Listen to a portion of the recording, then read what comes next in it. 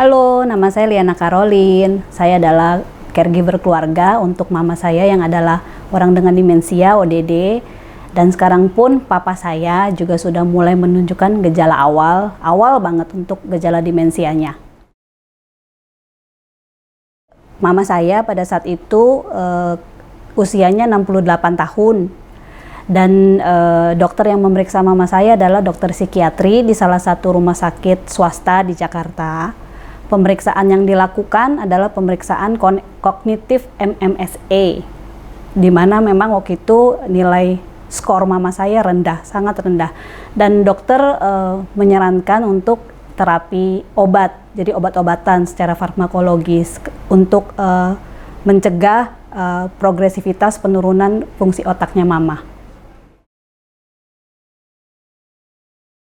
Oke, jadi setelah mendapatkan diagnosa dan diberikan terapi obat, jujur sebagai keluarga kurang puas ya, karena memang ada hal-hal yang tidak bisa diselesaikan oleh obat gitu. Jadi pada saat itulah saya mencari komunitas dan teman-teman sesama yang mengalami seperti saya.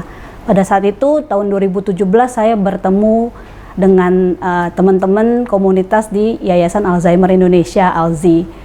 Pada saat itulah saya merasa banget saya mendapatkan support, didukung secara moral, tidak merasa sendiri, punya teman-teman, punya rekan-rekan sesama caregiver yang mengalami hal yang sama seperti saya. Dan dari situlah mendapatkan kekuatan ya, maksudnya bekal untuk saya bisa mendampingi dan merawat mama saya.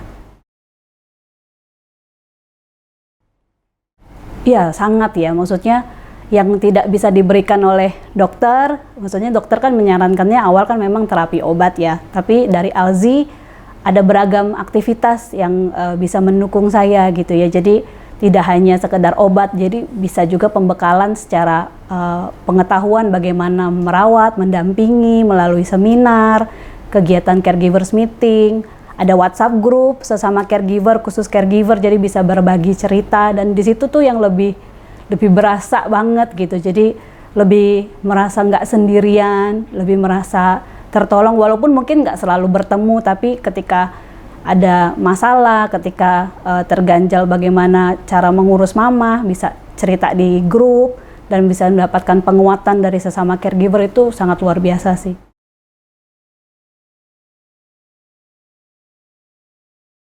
Lebih ke ini ya, maksudnya bagaimana mengatur emosi, secara psikologis bagaimana tarik ulur dengan ODD, karena kan ada saatnya di mana ODD-nya kurang kooperatif, bertindak mungkin yang tidak menyenangkan gitu. Jadi kitanya bisa dapat trik, tips gitu dari caregiver yang lain yang mungkin bisa dicoba gitu ya. Mungkin bisa aja berhasil, bisa aja gagal, tapi kan setidaknya ada tempat di mana bisa mencari tahu ya, mencari pertolongan pertama lah ya gitu, maksudnya kepada sesama yang mengalami gitu. Karena kalau yang nggak mengalami, yang nggak punya ODD di rumah, saya rasa nggak akan ngerti gitu dengan apa yang saya rasakan gitu.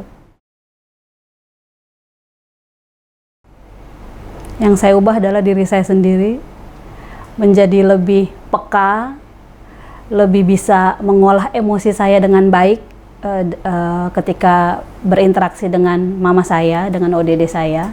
Tapi dengan diri saya yang sekarang, pembekalan yang saya punya, pengetahuan, ilmu yang saya dapat, saya bawa mundur lagi supaya saya bisa lebih cepat membawa mama saya ke dokter ketika gejala awal itu muncul. Jadi lebih bisa memberikan perawatan yang lebih baik, bahkan yang terbaik gitu. Seperti itu sih.